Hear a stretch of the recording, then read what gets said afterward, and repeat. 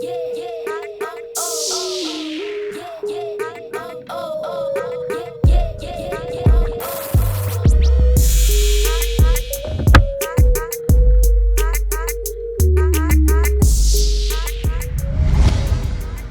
welcome po sa channel ko. This is JON-SAB Moto at ang video na ito ay tungkol sa tire sealant na nilagay ko sa gulong ng motor ko last September 2018.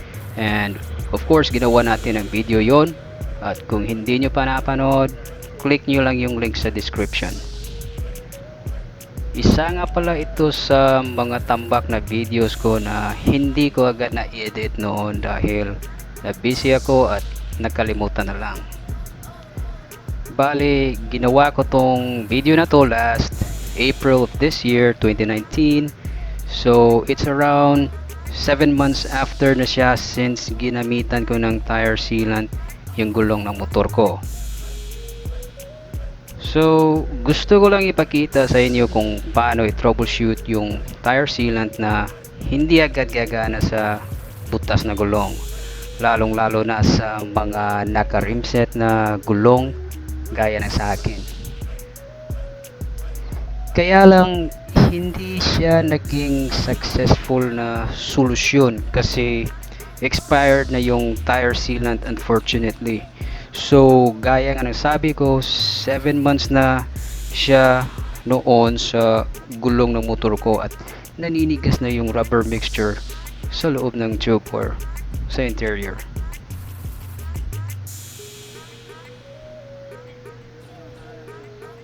So as you can see, nag-flat na yung front tire natin at ito na po yung time na i-troubleshoot natin.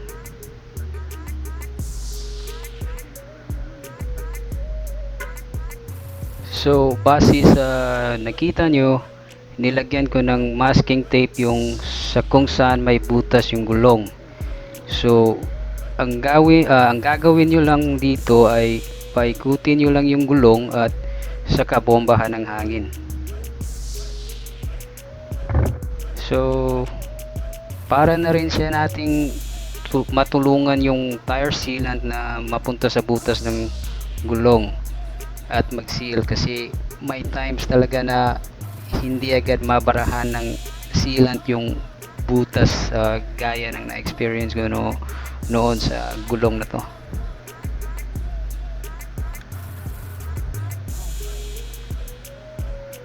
And of course, dapat ka talaga may dalang bomba kung mag-tire sealant ka para makasigurado sa biyahe if maka-experience ka ng ganitong issue.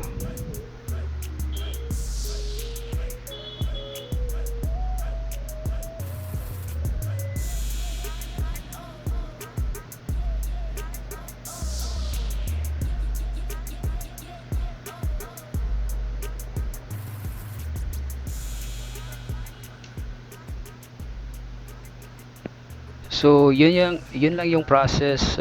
Paikutin nyo muna yung gulong, bombahan. Bali tsaga-tsaga lang tayo dito, makakuha din natin to.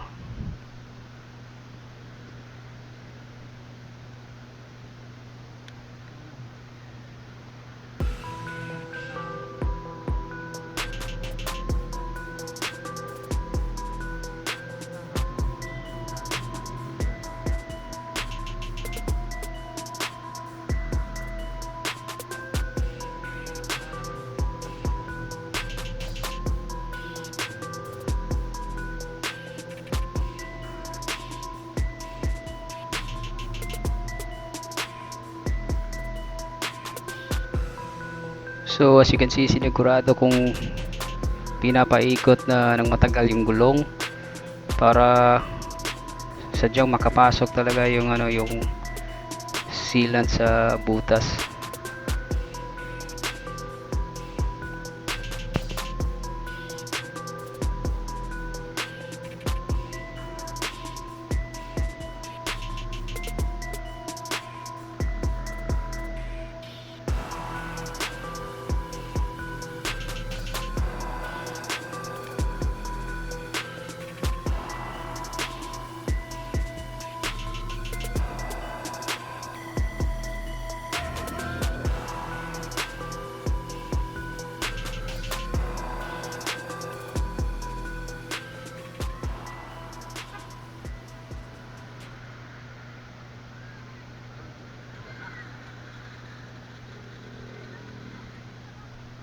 So ayan, mukhang okay na siya.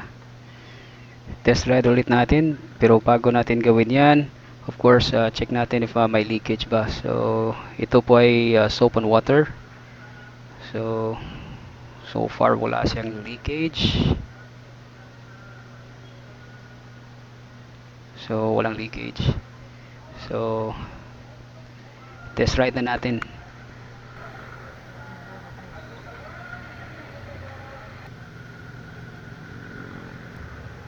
So after mga 1 kilometer of run, medyo na feel ko na kulang na yung hangin yung gulong. So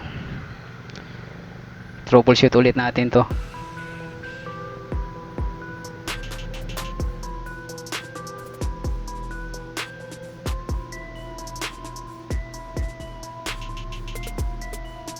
May times din kasi na hindi agad i-epekto yung sealant. So may times talaga na makuha mo sa pangalawang troubleshooting. So try ulit nating i-troubleshoot dito.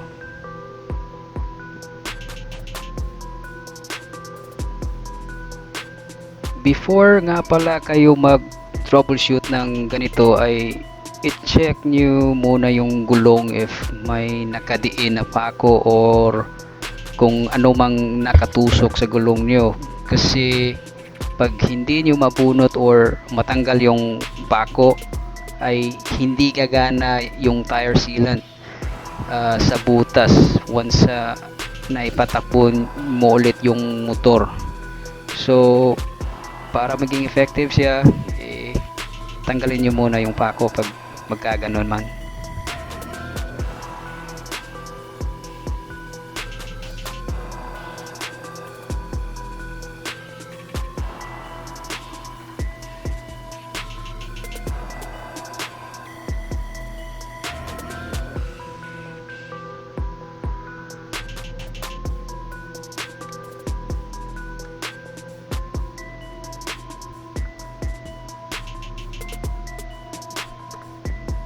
So ayan, so mabilis siyang nabarahan at napuno agad ng hangin yung gulong. So try natin ulit test ride to and we'll see what happens.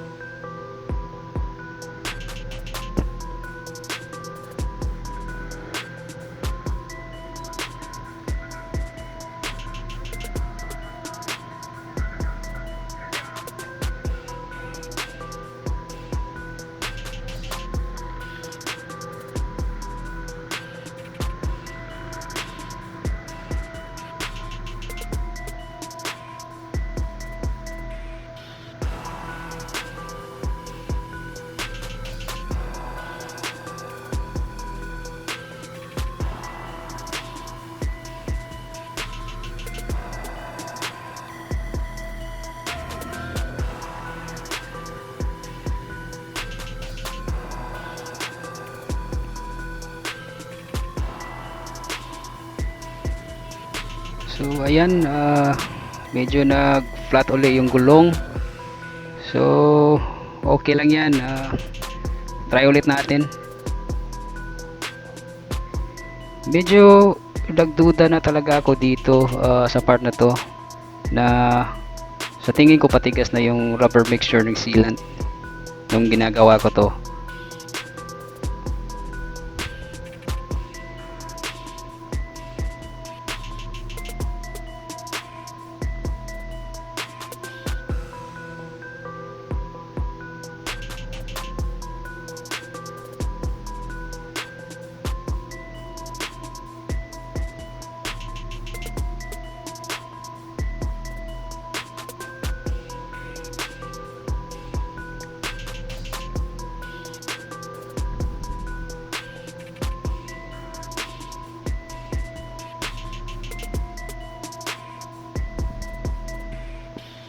So maigip na magdala rin kayo ng ng pliers para pambunot ng pako, just in case may pako na nakadiin sa gulong, para mabunot nyo yun kasi hindi madaling bunutin yung pako ano mang nakatusok sa gulong nyo. So buti nang may tools kayo. So mararamdaman mo na bumabara naman siya sa butas, pero since patigas na yung rubber mixture, hindi na siya ganun ka airtight. So ang mangyayari ay may air leakage pa rin yung gulong. So bali hopeful pa rin ako dito sa ginagawa kong to. Pero since hindi ko alam na expired na siya sa tong point na to, so tinatry pa rin natin.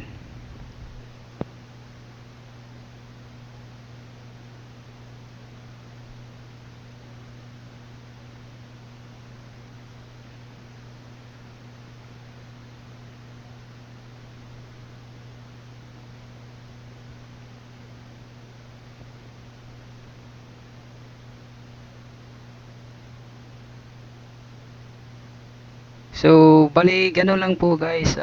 Easy lang talaga yung pag-troubleshoot ng tire sealant issue. Pag yung tire sealant nyo ay bago, hindi expired, kagaya ng sa akin, ah, sundin nyo lang tong process na to at siguradong um, hindi kayo pupunta sa vulcanizing shop.